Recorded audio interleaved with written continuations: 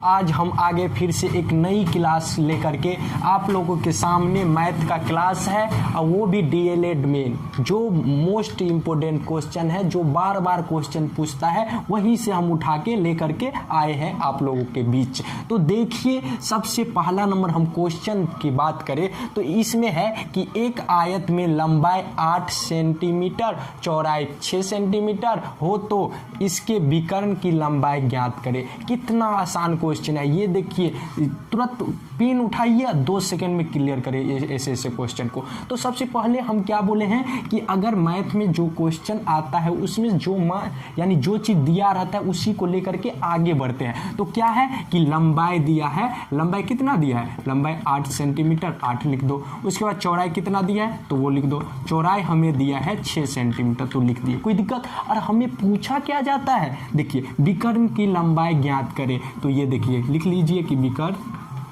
विकर्ण की लंबाई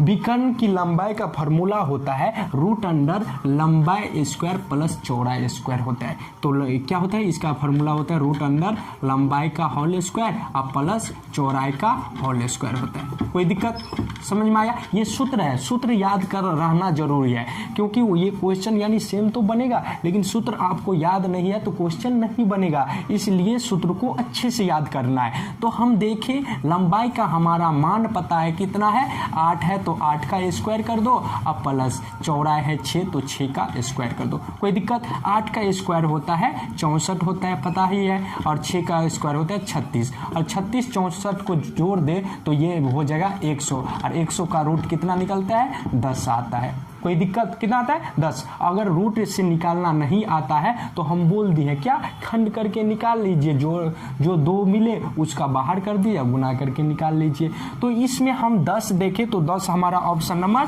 सी है। तो इस तरह का क्वेश्चन बहुत बार पूछता है, अगर इस तरह का क्वेश्चन आ जाए तो इसी तरह बना देना। तो चलते हैं सेकेंड।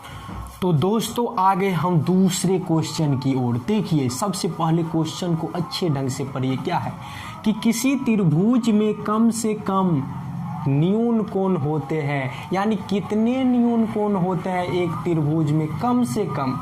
इसमें 2 तरीका से पूछेगा, एक तो पूछेगा कम से कम और एक कभी कभी पूछ देता है अधिक से अधिक। तो अभी हम दोनों तरीका बताएंगे, बस आप फोकस करिए हमारे बोर्ड की ओर। तो सबसे पहले हम जान लेते हैं कि कम से कम त्रिभुज में न्यून कम कितना होता है। तो अगर आ जाए कम से कम और एक पूछ देता है अधिक से अधिक।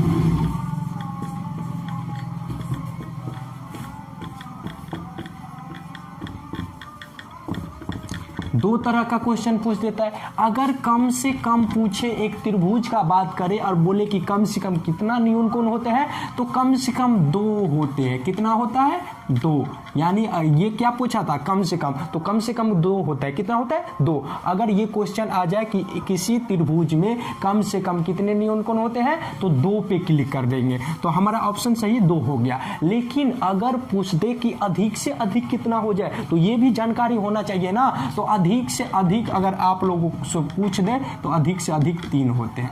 ये सिंपली क्वेश्चन है, बस सुनते ही याद हो गया होगा। तो कम से कम कितना होता है 2 होता है।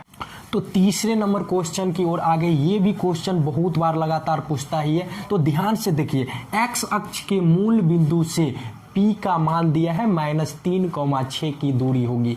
मूल बिंदु का दूरी आए यानी दूरी सूत्र पे आए तो सबसे पहले इसका सूत्र पता होना चाहिए। तो सबसे पहले अगर हम बोले कि मैथ में जो दिया रहता है उसके लेके आगे बढ़े, तो यहाँ पे P बिंदु दिया है -3,6, और हम पढ़े हैं कि पहला मान होता है x का, दूसरा मान किसका होता है y का मान होता है। तो x बराबर यहाँ पे लिख देंगे -3 और y बराबर कितना लिखेंगे 6 लिखेंगे। कोई दिक्कत। और हमें दूरी बोला जा रहा है कहाँ से, मूल बिंदु से। मूल बिंदु से दूरी का सूत्र होता है x² और प्लस y², ये सूत्र होता है। मूल बिंदु से दूरी निकाले तो इसी तरह, यानी एक मान दिया रहेगा, अब बोलेगा मूल बिंदु से दूरी निकाले, बस √x² प्लस y²। अब मान जो दिया है उसका लिख दो। तो x का मान कितना है -3 का स्क्वायर और प्लस कितना 6 का स्क्वायर हो जाता है। कोई दिक्कत। 3 का स्क्वायर होता है 3 तिया 9 और 6 का स्क्वायर होता है 6 के 36 हो जाता है। कोई दिक्कत। तो ये दोनों को जोड़ेंगे तो रूट अंदर 45 हो जाएगा। अब 45 आ गया तो 45 तो ऑप्शन में नहीं है, नहीं ना, तो सिंपली क्या करेंगे, जो रूट के अंदर है उसको थोड़ा खंड कर लेंगे। कितना है 45 है तो 45 को खंड कर लिए। कितना से लगेगा, 2 से नहीं लगेगा 3 से लगेगा। 3 का 3, 3 5 15, फिर 3 से लिखेगा 5 या 15। अब हम तो ये खंड कर लिए।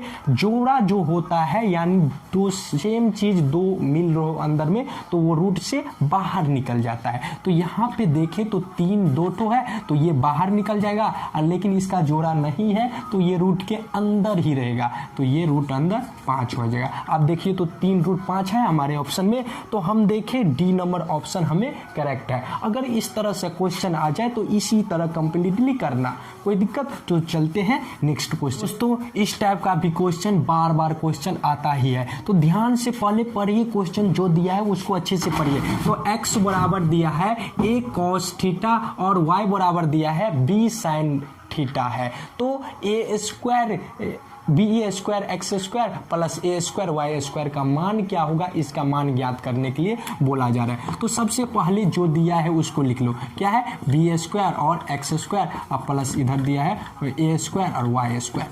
अब यहाँ पे हम देखें तो एक्स का मान हमें दिया हुआ है, एक्स का मान क्या दिया है a cos थीटा, तो यानी b को अभी कुछ नहीं करेंगे और x के बदले जो मान दिया है उसको लिख दे। क्या है a cos थीटा का square whole square plus A square को कुछ नहीं करेंगे, लेकिन y का मान दिया है यहाँ पे b साइन थीटा, तो यहाँ पे b साइन थीटा का स्क्वायर कर देंगे।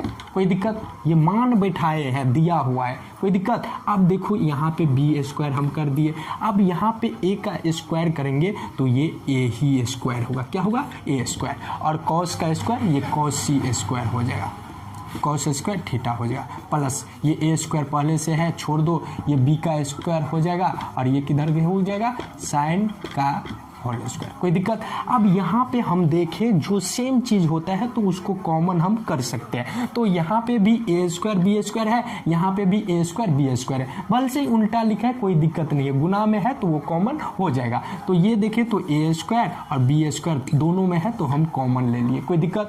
और देखें तो यहाँ पे हो गया cos स्क्वायर थीटा और plus sine square theta.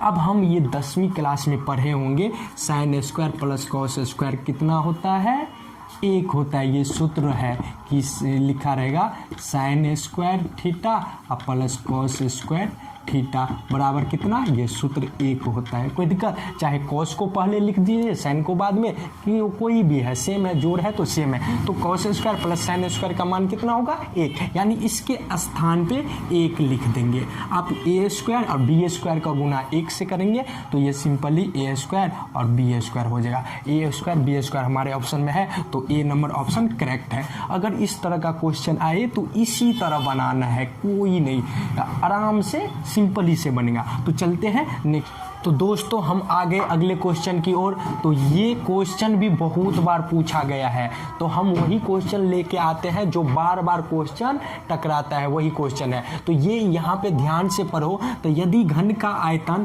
1728 centimetre क्यों है तो इसके किनारे की लंबाई क्या होगा, यानी इसमें इसका लंबाई पूछा जा रहा है। तो हम सबसे पहले बोले हैं कि मैथ में जो दिया रहे उसके लेकर के आगे बढ़ जाना है। तो यहाँ पे दिया है घन का आयतन, घन का आयतन, तो आयतन कितना दे दिया है 1728 दे दिया है, तो इसको लिख दे। अब घन का आयतन का फॉर्मूला याद होगा, क्या होता है भुजा क्यों होता है, भुजा को क्या a लिख सकते हैं, यानी a क्यों होता है बराबर ये 1728 है।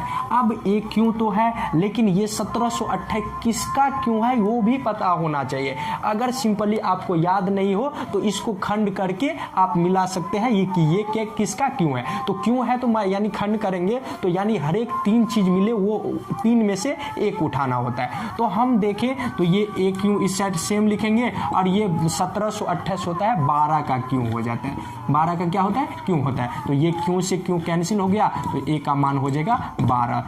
सेंटीमीटर। तो हम देखें हमारा ऑप्शन में 12 है, तो ऑप्शन नंबर बी हमारा आंसर हो जाएगा।